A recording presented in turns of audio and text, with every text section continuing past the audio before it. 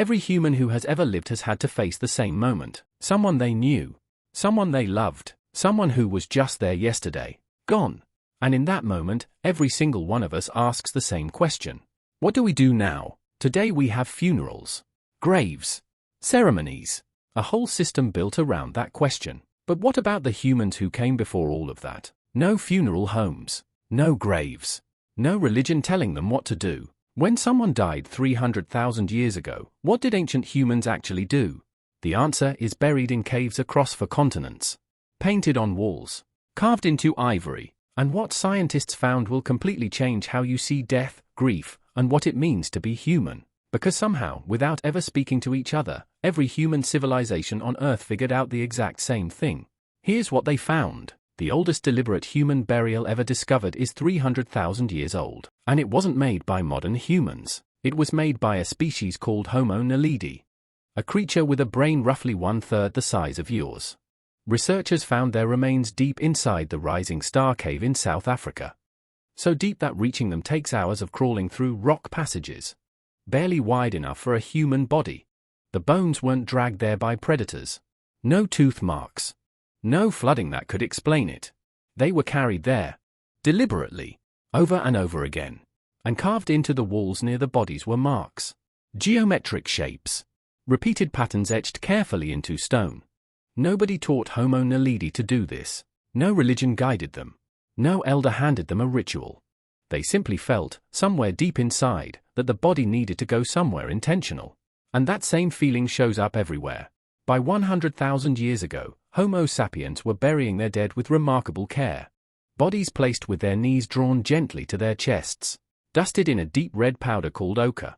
Iron oxide, ground fine as flour, the color of blood. Objects placed beside them like a wild boar's jaw. A mammoth tooth. Red ochre shows up in nearly every ancient burial site on Earth, places like Africa, Europe, Asia. Cultures that never met, never traded, never shared a single word. All independently deciding the dead needed to leave with color on their skin. 60,000 years ago in Shanidar Cave in Iraq, a Neanderthal man was buried with his knees curled. Then there are the Neanderthals, and in the soil around him researchers found pollen. Massive quantities of it, from at least 8 different flowering plants. Someone placed flowers on that grave, 60,000 years ago. At a site called Sunga in Russia, researchers found the burial of an older man and 2 children. Surrounding them were approximately 13,000 hand-carved ivory beads. To carve a single ivory bead takes about 45 minutes. 13,000 beads. That is over 9,000 hours of human work, placed into the ground, never to be seen again. The children also had weapons placed beside them. Long spears crafted from straightened mammoth tusk, tools they would never use. These were not the actions of people who thought death was an ending. These were the actions of people who were completely certain it was a beginning.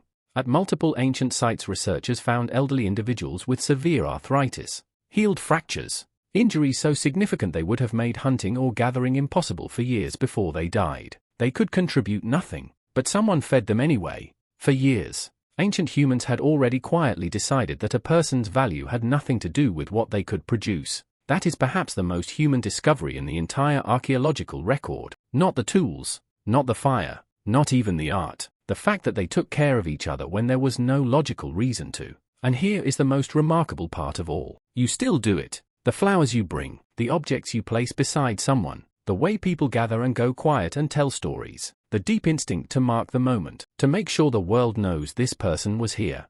You didn't learn that from a book. You didn't inherit it from a single religion or culture. You inherited it from someone sitting beside a fire 300,000 years ago, looking up at a sky so clear every star was visible, feeling something they had no words for yet, the feeling that this person mattered, that they were here, and that the least anyone could do was make sure something remembered it. That feeling is 300,000 years old, and it has never once gone away.